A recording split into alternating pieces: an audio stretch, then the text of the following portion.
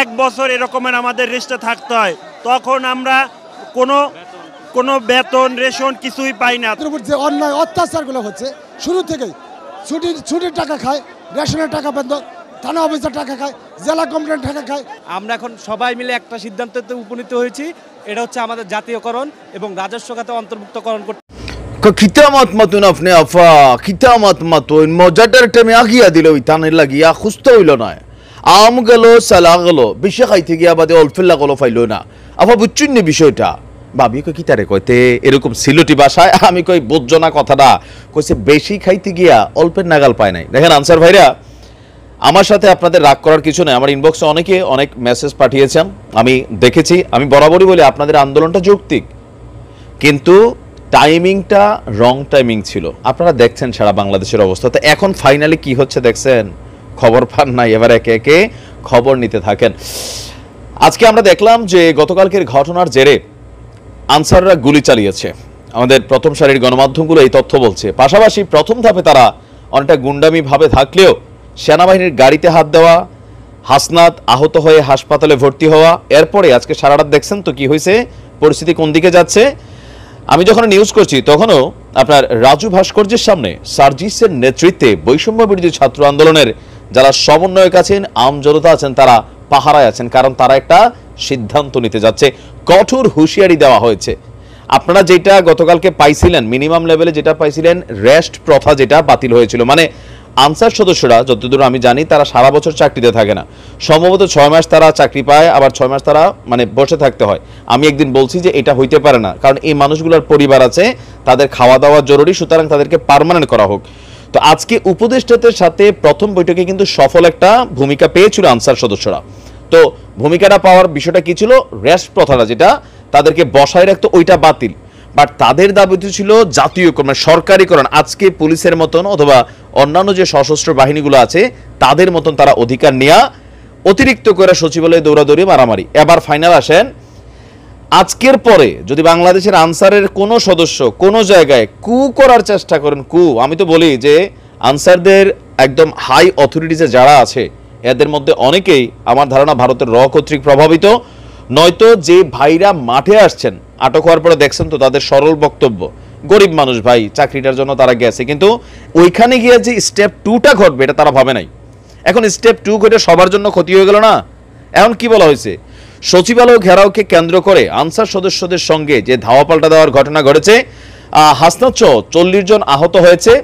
আর কালকে যে ঘটনা ঘটেছে এটাকে আনসার কু হিসাবে উল্লেখ করা হয়েছে, এবং কি আগামী দিনে, এটা মানে আজকের কথা বলে নাই, সামনের দিনগুলোতে কোনো ধরনের আনসার কুর বা অভ্যুত্থানের যদি চেষ্টা করা হয় তাহলে ভয়াবহ পরিণতির হুঁশিয়ারি দিয়েছেন।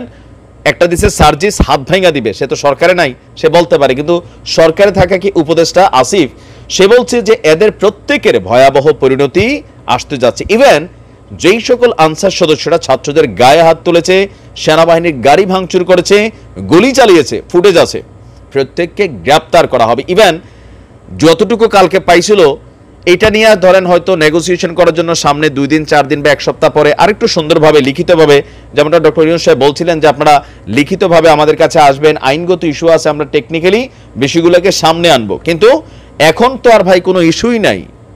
রেস্ট প্রথা যেটা বাতিল হয়েছিল এটাও কিন্তু এখন কার্যকর হবে কিনা সেটাই সন্দেহ, বোঝেন নাই, আগের জায়গাতে আছেন, আন্দোলনের সুযোগ নাই।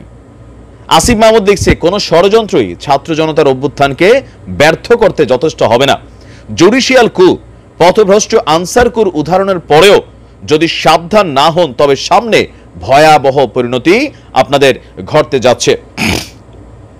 তবে বর্তমানে আরেকটা খেলা শুরু হয়ে গেছে, যাই ঘটে আওয়ামী লীগ সরকার যেমন বলতো বিএনপি জামাত বিএনপি জামাত বিএনপি জামাত, এখন দেখেন ভাই যাই ঘটে বলা হয়ে থাকে যেটা আওয়ামী লীগ যুবলীগ ছাত্রলীগ তারা এগুলা করতেছে। এখন আওয়ামী লীগ কি মানে এত আনসারও হয়ে যায়, কখনো ডাকাইতের বেশে নাকি ঘুরে, কি যে ভাই কি এগুলা কিন্তু আবার সঠিক না, ঠিক আছে? এটা বেশি দিন শুনলে আবার ভাল লাগবে না।